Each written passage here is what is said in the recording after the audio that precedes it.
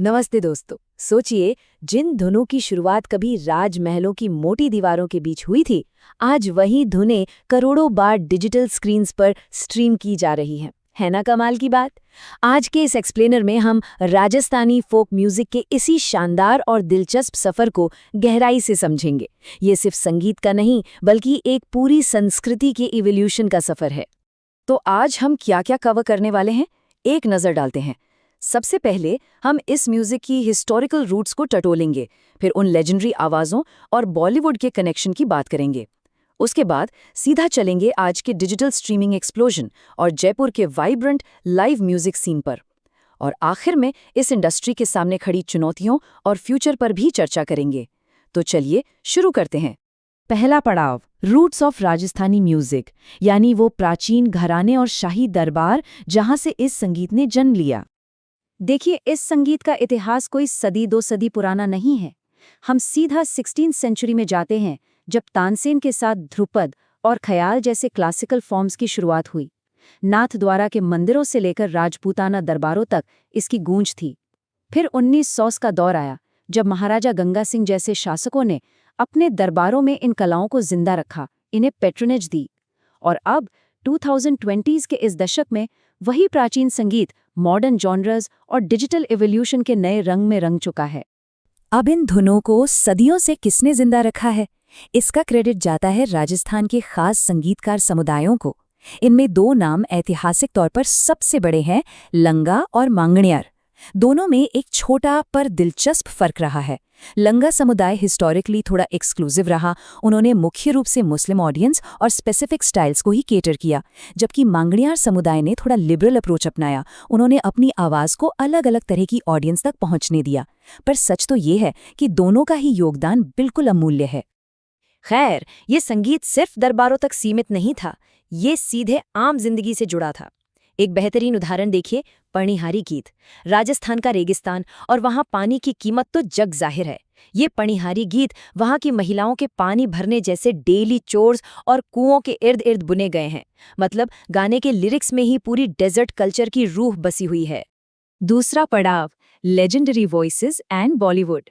कैसे इन रेगिस्तानी धुनों ने आम जनता के दिलों तक अपनी जगह बनाई, आइए देखते हैं। यहाँ एक नाम लेना बहुत जरूरी है, अल्लाह जिलाई बाई। ये तस्वीर देखिए। क्या आपको पता है कि इन्होंने सिर्फ 10 साल की उम्र में महाराजा गंगा सिंह के दरबार में गाना शुरू कर दिया था। इनका गाया हुआ केसरिया बालम तो शायद ही किसी ने न सुना हो। इन्होंने इन शाही धुनों और पुरानी परंपराओं को ऐसी पहचान दिलाई कि भारत सरकार द्वारा इन्हें पद्मश्री से भी नवाजा गया। लेकिन बात यहीं रुकी नहीं। ये ट्रेनिंग मॉडर्न क्रॉसओवर स्टार्स के रूप में बॉलीवुड के जरिए करोड़ों लोगों तक जा पहुंचे। इला अरुण को ही ले लीजिए। चोली के पीछे या रिंगा रिंगा जैसे ब्लॉकबस्टर ट्रैक्स याद है? या फिर स्वरूप खान, जिन्होंने पीके मूवी का ठरकी छोकरो और पद्मावत में घूमर गाकर पूरे देश को झूमने पर मजबूर कर दिया। और हाँ, कोक स्टूडियो पर मामे खान का गाया हुआ ट्रैक चौधरी, वो तो एकदम कल्ट हिट बन गया। इन सब ने ट्रेडिशनल ट्रेनिंग और मॉडर्न बीट्स का एक धमाकेदार मिक्स तैयार किया है।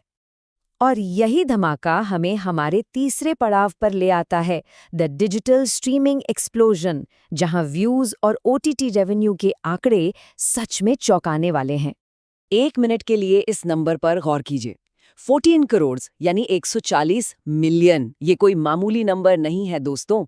गुलशन म्यूजिक चैनल पर एक डीजे ट्रैक है कल्लो, जिसने यूट्यूब पर 140 मिलियन व्यूज का आंकड़ा पार कर लिया है।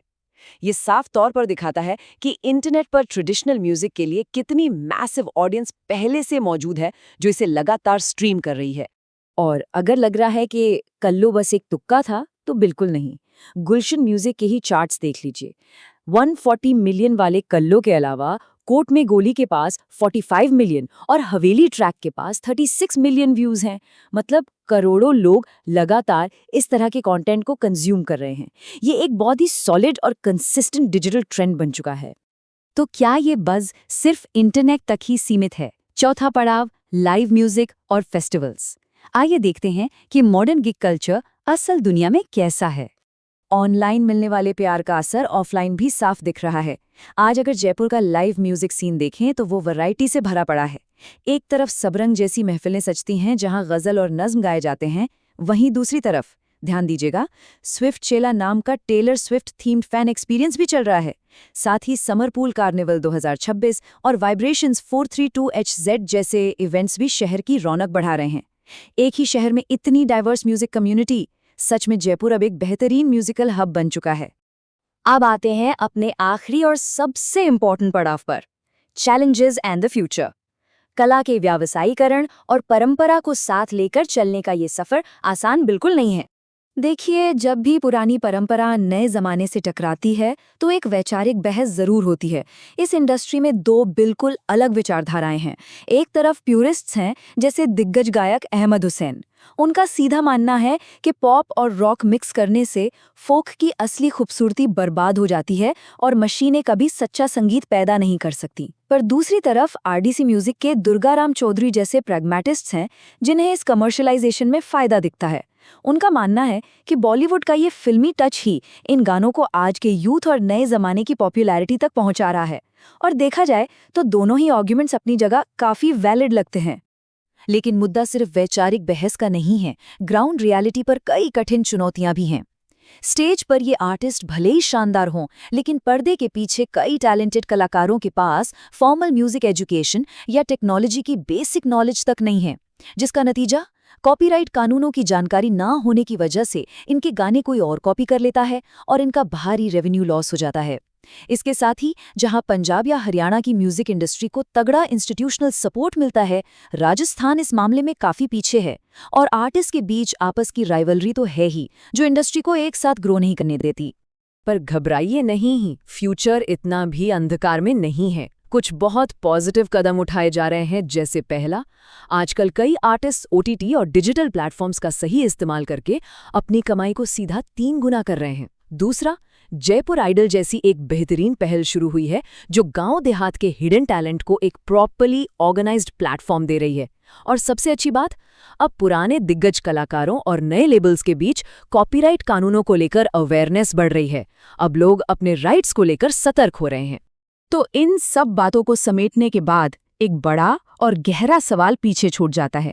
जिस डिजिटल इंडस्ट्री में सर्वाइवल के लिए तेज और कमर्शियल होना बहुत जरूरी है, वहां राजस्थानी संगीत अपनी उस पुरानी सांस्कृतिक रूह को कैसे बचाकर रखेगा? क्या हम इस तेज तर्रार मॉडर्नाइजेशन और हमारी गहरी परंपराओं के बीच एक परफेक्ट बैलेंस बना पाएंगे?